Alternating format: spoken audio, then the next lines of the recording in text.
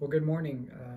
Many of you out there have been stressed by COVID, dealing with COVID, trying to manage COVID, and on top of that, trying to balance a plan to have a baby in this new era of COVID. COVID's a fairly new virus, as you know. The first cases were reported in the U.S. at the end of February, so women who've contracted it in the first trimester have not yet even delivered. So we still have a lot to learn about the effects of COVID in pregnancy. There have been a few reports indicating that pregnant women have gotten the virus and delivered successfully, but women, when they get pregnant, can contract pneumonia and have some of the same complications that non-pregnant women can have. It doesn't appear that being pregnant makes you more susceptible to getting COVID or having it in a more severe way.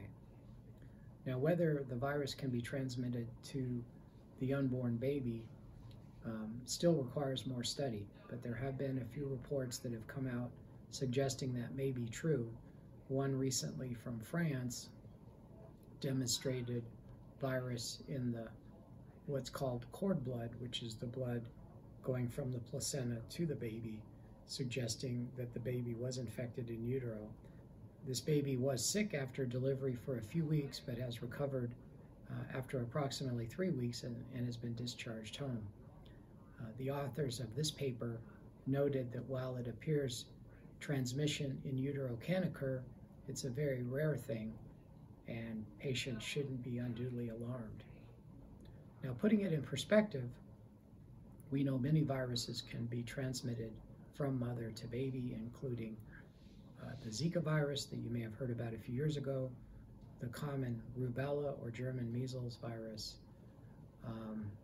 cytomegalovirus, among many others.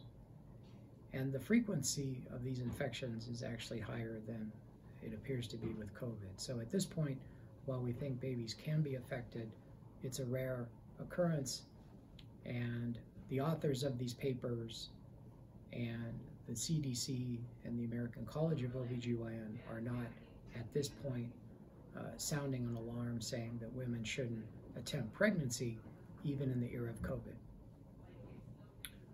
With that said, I know many of you are struggling, should I begin my fertility treatments at this time?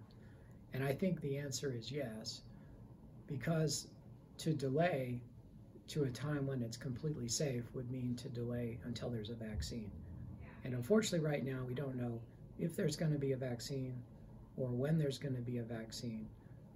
The current vaccines in development are RNA and DNA vaccines, and thus far those have never been used clinically for other viruses. So it's cutting edge technology. Hopefully it'll be successful, but it remains to be seen. And postponing your treatment 2 years or more until there's a vaccine would have other ill effects on your outcome, such as your eggs getting older and your chance for conception to be decreased.